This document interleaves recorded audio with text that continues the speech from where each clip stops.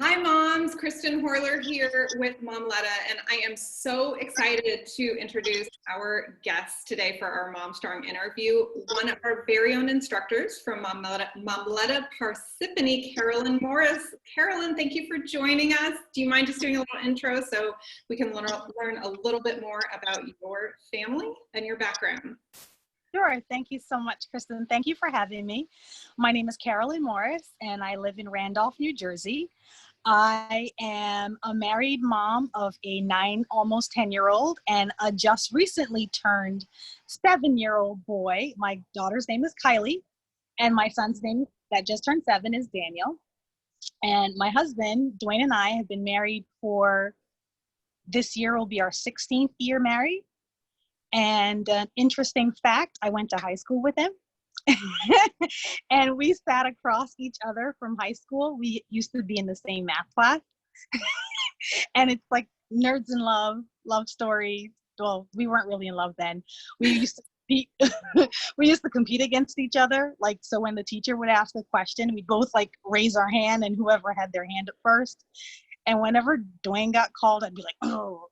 When I got called, he'd be like, and then we ended up in the same college together. We dated for 10 years, and we got married when I was in my late 20s. Oh my So, goodness. we've known each other for a total of 26 years. Really? Yeah. That's amazing. So I'm sorry, how long have you guys known each other? For 26 years. We've been together for 26 years. Wow. Married for 16. Happy anniversary this year. That's very exciting. Oh my gosh. Wow. That's fantastic. Well, I love what you've been able to contribute over the last, I guess, 3 months now with coronavirus and so many of our in-person classes needing to be temporarily on hold. We've launched our virtual MOMLETA online classes, and you have been incredible bringing in kids fitness classes and, you know, PE for kids. And it's just been so great while our moms are home with their little ones. So thank you for all of that. You've been such an inspiration. Thanks a lot. So I'm excited today to get to know you a little bit more, also to, you know, share a little piece of you and your background with our moms in our community. So you are not from New Jersey, are you? No, I'm not from New Jersey originally. I was born on the island of Barbados, which is in the Caribbean. And I moved to United States in 1986. 1987. I was 11 years old. And my family and we immigrated here in 1987. But my parents had worked in the United States. Like, my mother used to work in Washington, D.C. My dad was a chef on a like a cruise liner type ship. And so he's traveled all over the world. And yeah, so I lived in Barbados, you know, for the early part of my life. And everybody was like, oh, but your English is so good. I'm like, yeah, my English is great because we speak English. We speak the Queen's English there.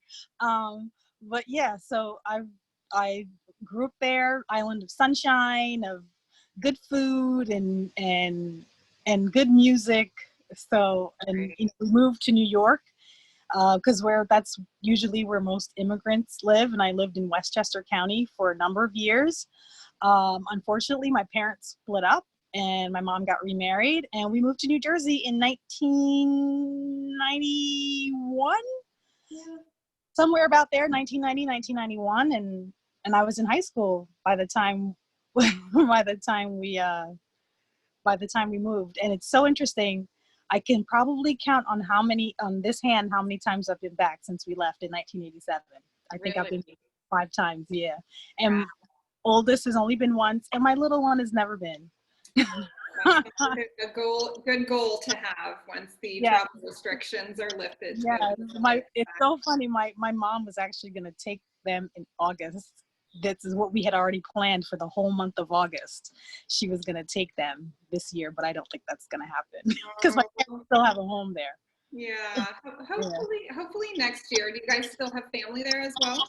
Not like immediate family. All my parents are here. My grandparents have been long deceased, but my dad goes in the winter. He used to go in the winter. He didn't go this past winter, just because it's warm and just because it's warm there, and he can't really handle winters here in the United States. Yeah. So he's retired. My mom's retired now. So they go in there. They're like snowbirds. That's great. They go a little bit past Florida.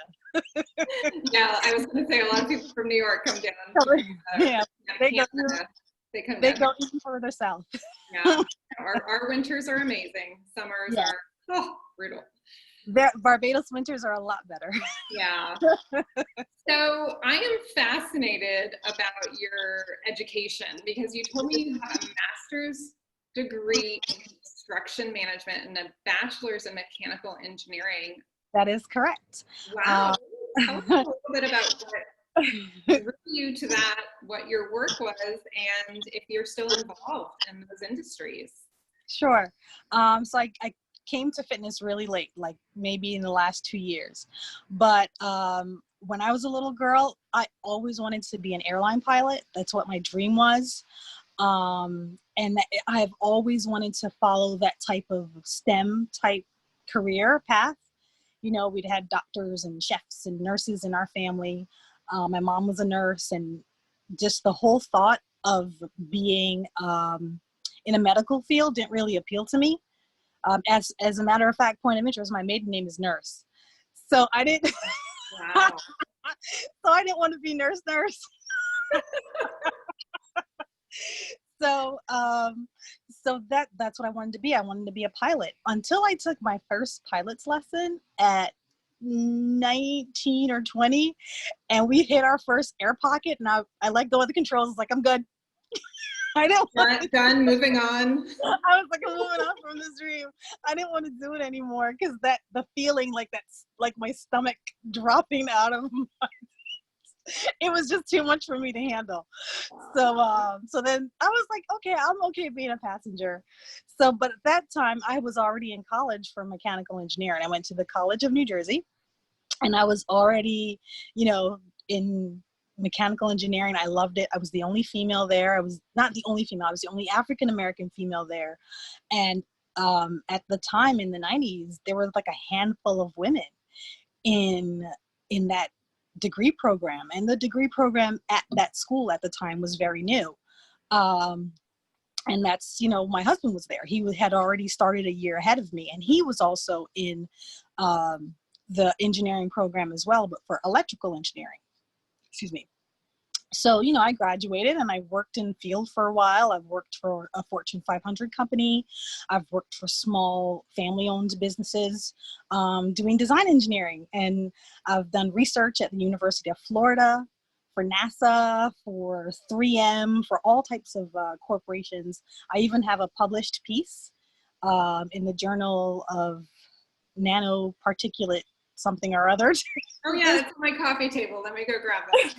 Going back like 1990 something, and it was a paper that I wrote on cleaning silicone wafers, which is what you use now in all the little technology, or cleaning dirt off of all those little technologies that we use now on our cell phones. So that was, that I came up with my own formula. And that was my senior thesis, my senior project, the two-phase jet impingement system. But anyway, and so that, and then after I worked for a number of years, like the passion just wasn't there. I had just lost it. I think at the Fortune 500 company that I worked for, I worked in their power and industrial group. And they were in charge of like building power plants. It was a Japanese-based company. And I think I fell in love with the whole process of building a power plant from start to beginning, from beginning to end. And I went into to do my master's, and I started out with a master's in mechanical engineering. I just wasn't feeling it. And I walked past a construction management class, and I was like fixated. I was outside the door like, and then I changed my major. I changed my major I was already married. I had no kids, and I'm like, well, this is the time to do it. And I changed, and I got my master's in construction management. I found a job at a family-owned company And I worked there for a number of years managing projects. I started out as an assistant project manager and, you know, not going to get coffee or anything like that, but running blueprints here and there, scheduling, making sure things were on schedule, making sure the bills were paid, just learning the business because I was fairly new. And the owner's son took me under his wing and showed me a lot of things and taught me a lot of things, you know, but one of the things that he couldn't teach me was how to handle myself as a woman and as a Black woman in a role of authority over men who had been doing this for generations. Right.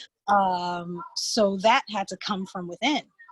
You know, there were a lot of the, you know, name calling, nothing that I would like anyone to call my daughter. Things that I've heard, names written in bathroom stalls, things they would have loved to do to me because I had such a nice tight butt. You know, the drawings in the porta potty, like I've seen it all. I've experienced it all. So I worked my way up to senior project manager. And I went from a project in New York, a school project in New York, to doing a project on my own in New Jersey, an addition to a private school, all girls private school. And they brought me on as the senior project manager because it was motivating to the girls at the school. And I got to talk to them about careers in STEM and stuff like that. But again, even as the senior project manager, I got the hold on, honey, or the gentleman who thought it was okay to touch my hand every single time he is describing something to me and asking me if I understood. I'm like, yes, I understand. I just don't understand why you have to touch me every 5 seconds. Or the congressman or the councilman who thought he was taller than me, so how he can intimidate me into getting these people from not parking on their precious block in the neighborhood. Like, you know, coming up to me and trying to intimidate me because I'm not a tall person. I'm 5'3", and this 6-foot man thinking he can intimidate me. And then other, you know, project managers who thought they could push me around because I looked like one of the girls that went to the school. Because Right. because this was before I had kids, and you know what kids do to you. Yes, I do. I was well rested and. Back in the days when we used to It's so funny. I look at my engagement photos sometimes, like from when we got married and to now. I'm like, gosh, what? it's the lack of sleep. But yeah, I looked like one of the kids. They thought I was one of the kids, and I hadn't put on my mommy pooch, and you know, I was still in my early 30s. So yeah, so you know, after what's that? What a tough industry to be in, though. Such a tough industry, and you know, now I do like, so every once in a while I'll do like a project where like I consult, but mostly I'm a stay-at-home mommy now and a fitness instructor, which I came to late in life. Like I said, I was already over 40 and I came MOMLETA Mom of the Year, MOLO Mom of the Year in 2016, I think.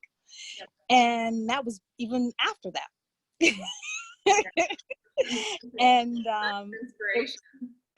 it was only because, you know, my instructor Anna Mercurius was going on maternity leave and there was nobody to take the flap, and then all the moms were like, oh, you could totally do it, you've been here so long, blah blah blah. You know, I came to, you know, MOMLETA now, but baby boot camp when my daughter was 9 months and I needed to get out of the house. Wow. And I just haven't looked back. She's going to be 10 and I still. Well, thank you for being a part of our family for, gosh, almost a decade. And yeah, you know, I love to see moms who find fitness, whether it's, you know, just recreational fitness or yes. like you, eventually becoming a fitness. Yes. It's amazing. I mean, looking at your work history, your background, like you had to be a people person to be able to excel in those roles. You know, it doesn't sound like any of those jobs were sitting behind a computer or. I just couldn't be that person. Yeah. Yeah. Absolutely. Which is so great. So I wanted to chat a little bit about your experience having your children in the United States, because you and I spoke a couple weeks ago, and I believe I had shared with you, you know, my passion with MOMLETA.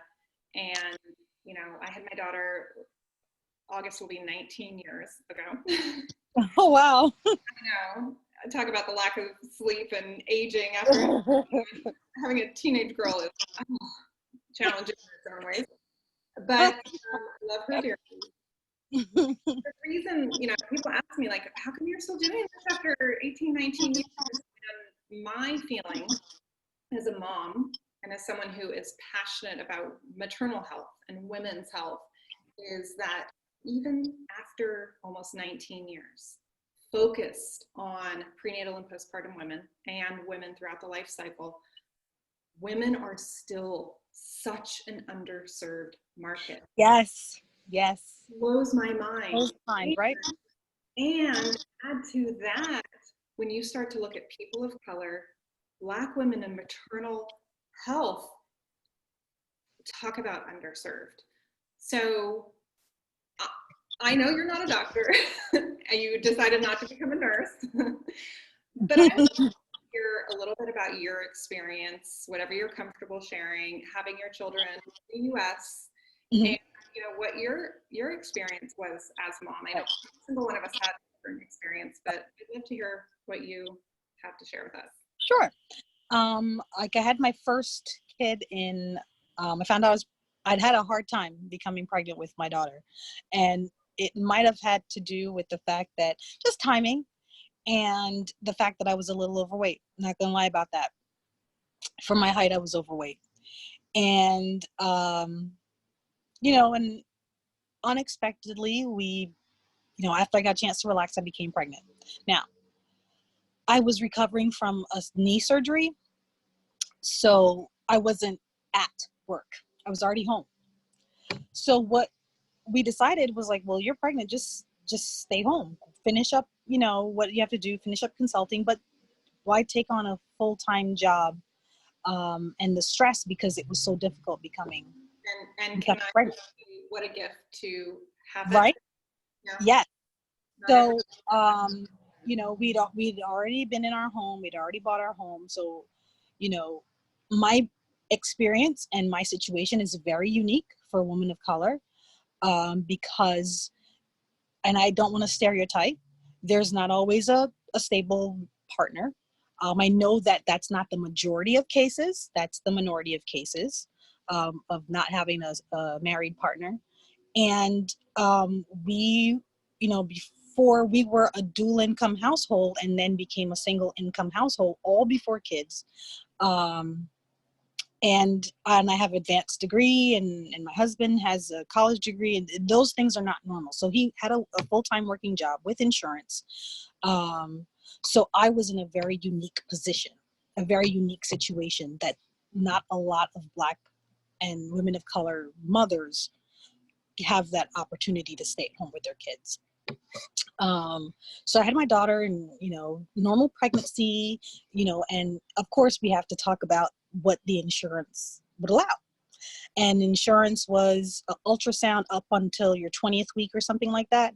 And then after that, it was monthly visits. Then when you got closer, it was bi-weekly visits. And as you got closer, weekly visits. So this is all standard things that your insurance offers. When my daughter was born, she was born small, full term, 4 pounds, 11 ounces, full term baby. So, and they had decided or discovered that, when and I never felt uncomfortable, nothing ever felt wrong. But because towards the end of the pregnancy, my blood pressure would go up and fluctuate during visits. And I'm like, well, you had me in the waiting room for over an hour. So of course my blood pressure is going to be high, from just sitting there. So they said, if you do get pregnant again, it was probably an issue. She stopped growing because you were developing the symptoms of preeclampsia, blah, blah, blah. It was blood pressure related. So my second pregnancy now, some years later with my son, was different. I had more ultrasounds. Was it the difference in insurance? I don't know, or because of how I was diagnosed with a high risk with the blood pressure. So then I was seeing a perineonatologist. I had my ultrasounds past 20 weeks, just to keep track of growth and stuff like that. So all of those things were, to me, felt normal, and that any woman would have received that standard of care. But I know now that that's simply not the case. If I were receiving care from a clinic or from, like a Planned Parenthood prenatal care type place, would I be covered, or with a Medicaid insurance, would those types of services been covered? Probably not, but I can't speak to that, whether that's a fact or not. Anyway, so I had my son, normal delivery. He went up to full term, 6-pound baby. He was healthy. They kept on checking, my blood pressure throughout. And I refused to take the blood pressure medicine. And I said, I'm continuing to go to exercise. I am continuing to do things, because I'd already, known baby boot camp at that time, or MOMLETA at that time. So I knew what my body could do, because of the education and the fitness I had received between my daughter and my son. Because that's with my daughters is who I discovered baby boot camp or MOMLETA with. So I knew what my body could take. I knew that if I drank water, if I, maybe did some prenatal yoga, and if I ate right, and if I just followed doctor's instructions, which is what I did, and I kept on going back. So I kept on having the neonatologist 1 week, my OB 1 week. It was spaced out, and then my primary doctor, all checking my blood pressure all throughout. So, but they did diagnose me with gestational hypertension. But I never took the medicine, because I just felt like I wasn't sure what would happen anyway. So I made it all the way full term, normal size, 6-pound baby boy. And then afterwards I have the diastasis. And that's your rectus abdominis muscle. Yeah. Yes.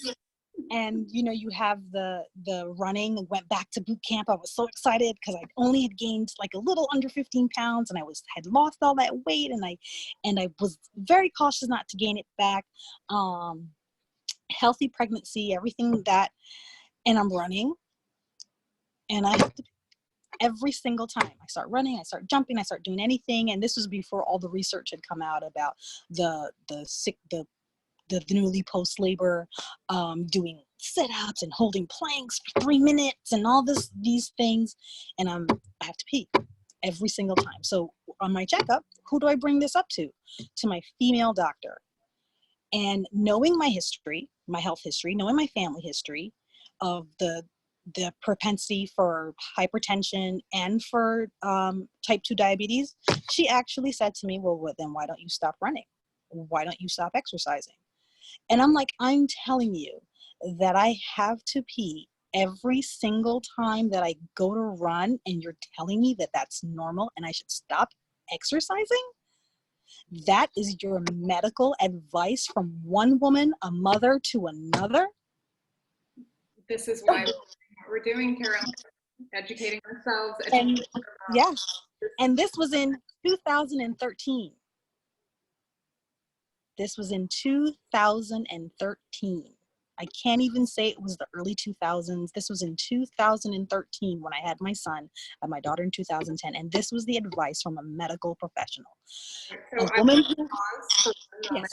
And just communicate to any of the moms who are watching this today that if you are jumping, running, or doing any sort of low to high impact movement, and you have any leakage, any urinary incontinence, any type of incontinence, it's not normal. You may not necessarily need surgery.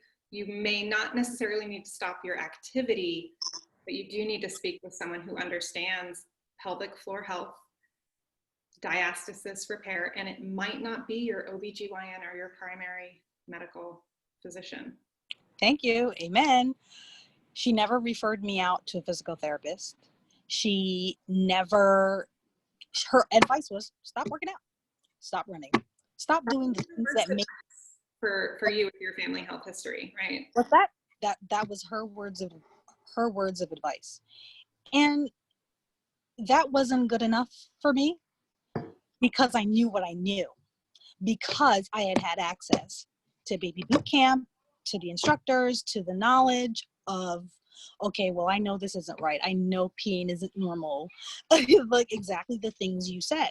But now try to see it from a mom who doesn't have that access, you know, and it could be any woman or any woman of color, especially, but it could be any woman who doesn't have that knowledge, who doesn't have that access to post-labor or postnatal care beyond just going to the doctor and getting checkups.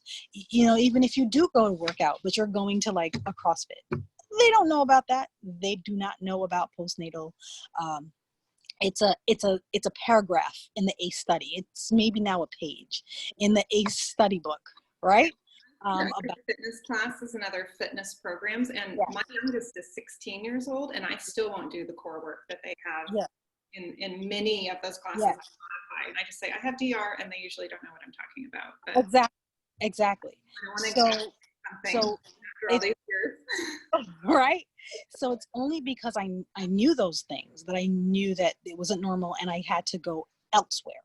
At the time, this is 2013 now, 7 years ago, this was not covered. Pelvic floor physical therapy, that was hard to find. The closest one from where I lived in Morris County was New York or Pennsylvania, and it wasn't covered by insurance, you know? And this wasn't so long ago.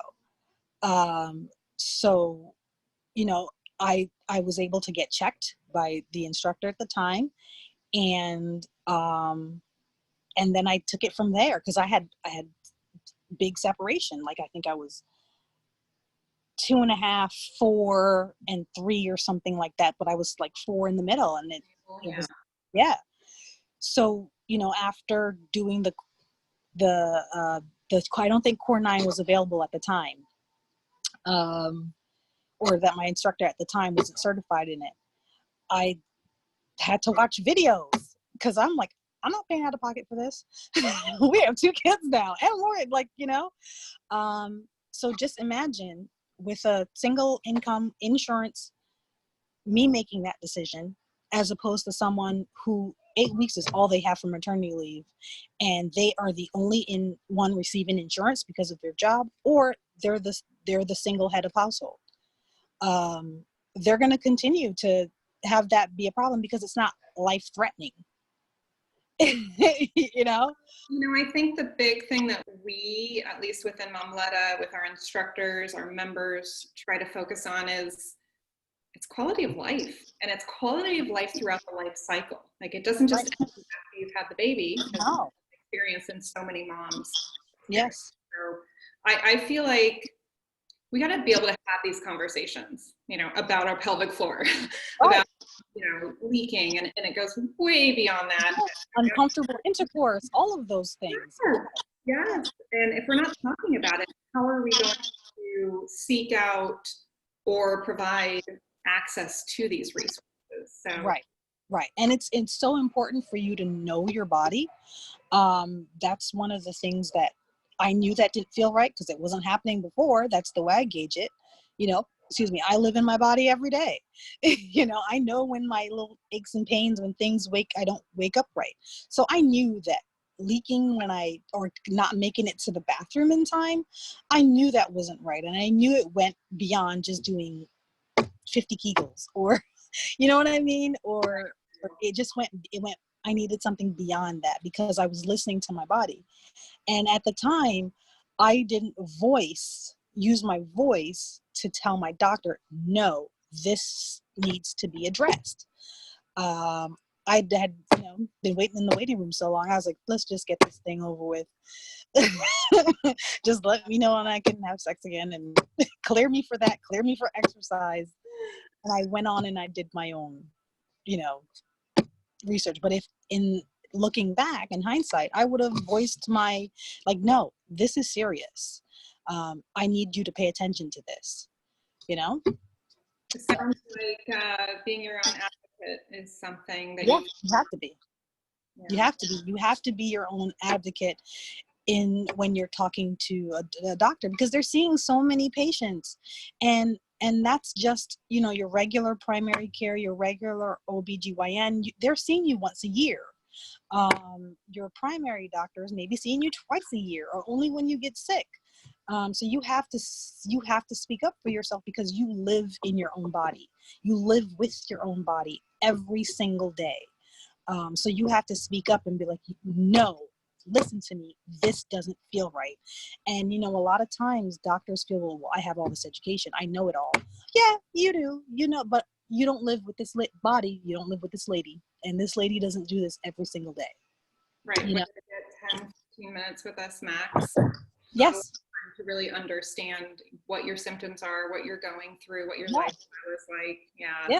It's interesting what you said about trusting yourself, because it sounds like you have a lot of self-awareness and intuition. I took a self-defense class for women 5 or 6 years ago. And the husband and wife who was teaching this class talked about women and how we are taught from a very young age, and so I'd love to hear your perspective on this, to suppress our intuition. Yes. It was like an awakening for me. Yes. Recognizing how very, very strong, whether it's the safety of my children, or just when you have that uneasy feeling about someone, or how it could be any situation, right? To not suppress, not ignore. Right.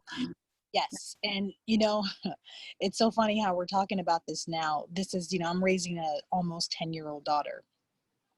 And, every once in a while you'll hear these stories about, oh, you always tell kids to, be aware of your surroundings, stranger danger, whatever. But you're not teaching them to trust themselves. Right. Sometimes. And girls, you have to be nice. You have to be kind. Or don't be mean, or smile. Don't be so angry all the time. Those types of condescending things that are said to women all the time. Or the one I love, because, the angry Black woman stereotype. Why you look so mean? I don't want to smile at you. Like, why do I have to walk around all day like this? Well, we have masks all the time now. Yeah, exactly. Why do I have to go around with a smile on my face all day? Like, this isn't natural. So we're always taught to be nice and be kind and accommodating and suppress our desires and settle, which is another one that I love, that we're expected to settle. The things that we want are pushed to the back burner, and we do it as moms. We are so guilty of it as moms. Yes. But listening to that inner voice that tells you something doesn't feel right, someone doesn't feel right, the situation doesn't feel right, we need to listen to that, because I'm telling you, your gut intuition for women, it is so strong, and usually 99% of the time it is on point. That's so right, and I'm so glad that you're talking about this.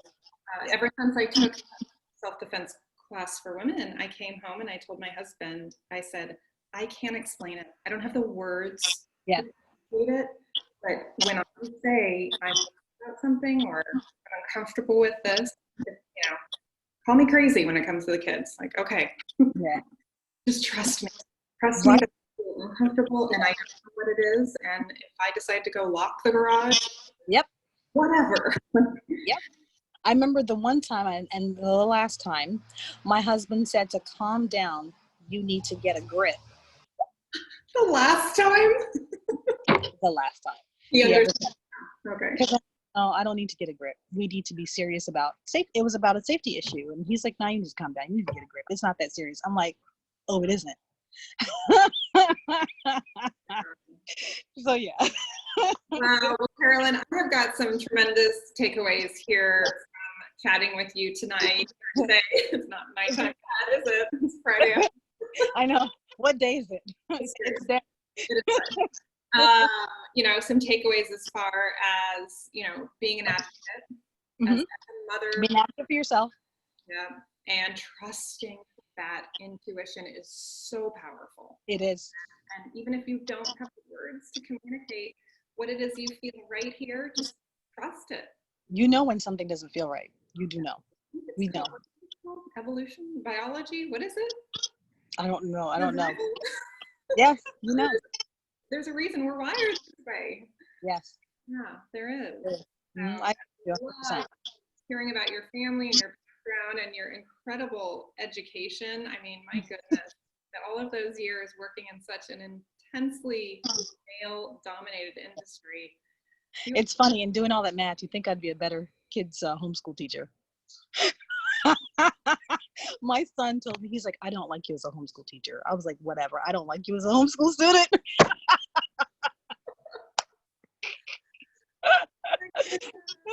All I can hope for your family and yourself is that the kids go back to school this fall. Yay.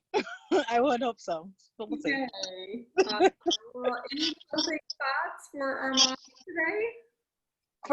For my moms today, advocate for yourself, listen to yourself, make your voice be strong, take a few minutes to yourself, 15 minutes, half an hour. It's okay. Self-care, self-love. It's not selfish. And get those kids moving. We look forward to seeing you soon in our MOMLETA online community. Have a great afternoon, Carolyn. Thank you so much. Bye. Bye.